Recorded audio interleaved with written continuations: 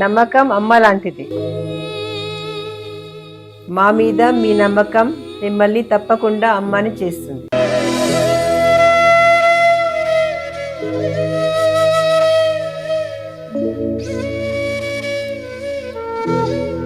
నేడు ఎంతో మంది మా మీద నమ్మకంతో అమ్మాయారు. మీకోసం అమ్మతనం ఎదురు చూస్తుంది. వివరాలకు సంప్రదించండి. Kiran infertility centre, Hyderabad, Bengaluru, Chennai, Delhi. జై శ్రీమన్నారాయణ. నేను మీ ఐకాన్ ఆస్ట్రాలజర్ గట్టుపల్లి సురేష్ బాబు. మనకి 2026 సంవత్సరం ఫిబ్రవరి 23వ తారీఖు ఏంటనుకుంటున్నారా?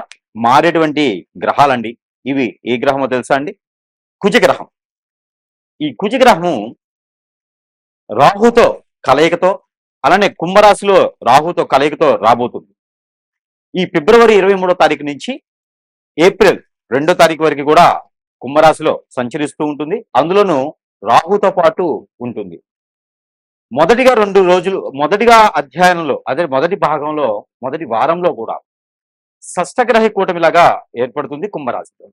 ఆ తర్వాత రాహుతో ఈ యొక్క ఏప్రిల్ 2వ తారీఖు వరకు కూడా రాహువు కుజుడు కలయికతో ఉంటారు. కాబట్టి ఆపోజిట్ సైన్ కేతువు కూడా వీరికి సహకరించేసి ఆ ఒక శుభ దృష్టి అశుభ దృష్టి యొక్క ద్వాదశ రాశుల వారి మీద ఎలా ఉండబోతుంది, వారి యొక్క జీవితంలో ఎలాంటి మార్పులు రాకపోతాయి.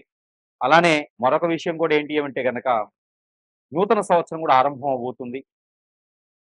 మన యుగాది నుంచి నూతన సంవత్సరం ఆరంభం కూడా ఈ కుంభరాశిలో రాహుతో పాటు కూడినటువంటి కుజుడు ఉండడం జరుగుతూ ఉంది. కాబట్టి ఈ మేర ఎలా ఉండబోతుంది ద్వాదశ రాశుల వారికి చూసినట్లయితే, ఎవరెవరి జీవితంలో పెళ్లిళ్ళు చేసుకుంటారా, ఎవరెవరి జీవితంలో అన్యోన్యంగా ఉన్నటువంటి దాంపత్యం ఉంటుందా, ఎవరెవరి జీవితంలో వీరి యొక్క రాహు కేతువు అందులోనూ కలయికతో ఉన్నటువంటి కుజుడు, వీరి యొక్క శుభ అశుభ ఫలితాలు ఏ రాశి వారి మీద ఎలా ఉంటాయి, ఆ తర్వాత బిజినెస్ చేసుకునే వారు, విదేశాలకు వెళ్ళే వారికి ఎలాంటి శుభ ఫలితాలు ఉంటాయి, ఏది ఎప్పటివరకు తెలుసా అండి?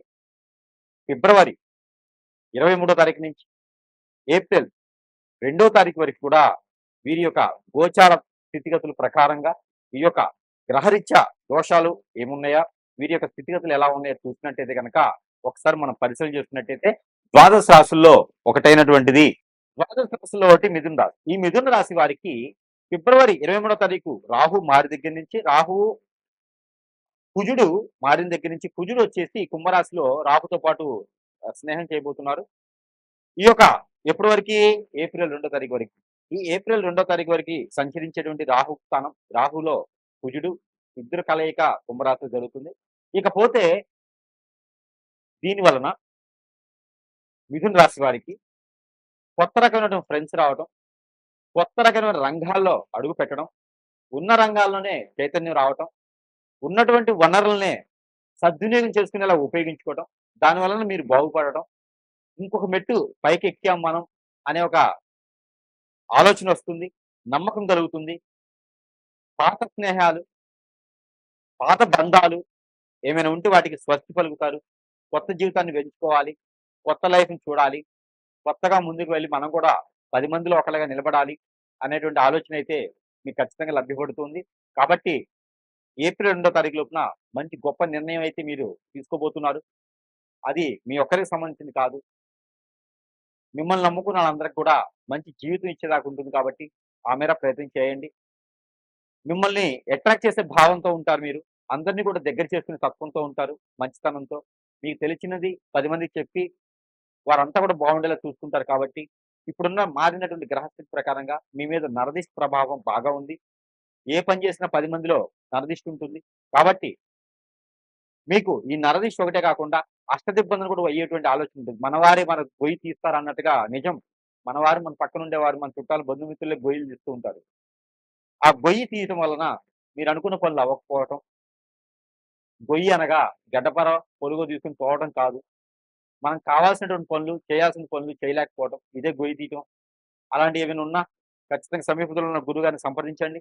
మీకున్న సమస్య పరిష్కారం అది చూపించబడుతుంది. చిన్న చిన్న సమస్యలే ఉన్నాయంటే కనుక ఈ యొక్క పరిహారం చేసుకోండి. మీకు ఆరోగ్య సమస్య కూడా కనిపిస్తా ఉంది. లంగ్స్, ఆస్తమా, బ్లడ్ రిలేటెడ్ సమస్యలు కనిపిస్తా ఉన్నాయి. అట్లా ఏమైనా ఉంటే కూడా ఇమ్మీడియట్‌గా మీరు వైద్యుని దగ్గరికి పరీక్షించుకుంటే దాని దగ్గర ప్రకృతి వైద్యం చేయించుకుంటే గనక మీకు అన్ని రకాల సానుకూల పడేటువంటి యోచన ఉంది కాబట్టి, అలానే ఈ రాశి వారైతే గనక ఖచ్చితంగా ఇలాంటి పరిహారం ఒకటి చేసుకున్నట్లయితే మనం అనుకున్నట్టుగా మీలో ఉన్నటువంటి దోషాలే కావచ్చు, ఈ యొక్క రాహు, కేతువుది, దాంతో పాటు కుజునిది, ఈ దోషాలు ఎవరికైతే ఉన్నాయో వారు ఎక్కువగా ఇలాంటి పరిహారం చేసుకోవడం ద్వారా అన్ని రకాల సానుకూలమైనటువంటి వాతావరణం అయితే మీకు లభ్యపడేదానికి అవకాశం ఉంది కాబట్టి ఈ పరిహారం అయితే మీకోసం. ఎవరి జాతకంలో అయినా సరే రాహుకేతు దోషం ఉంది అనుకున్నప్పుడు ఈ యొక్క రాహువు కుజుడితో పాటు కుజుడు రాహుతో పాటు సంచరించేటప్పుడు, అది కూడా కుంభరాశిలో సంచరించేటప్పుడు ఈ యొక్క చిన్న పరిహారం చేసుకోవాలి. అది ఏమిటో తెలుసా అండి?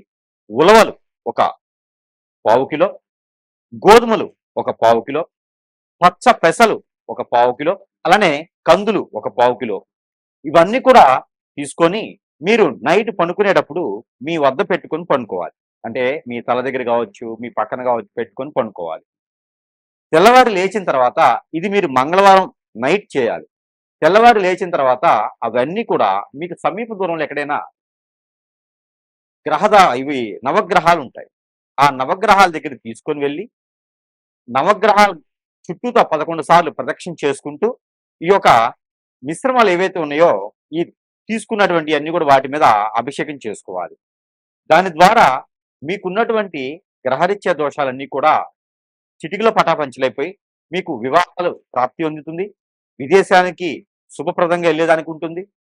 ఆర్థిక స్థితిగతులన్నీ కూడా మెరుగవుతాయి.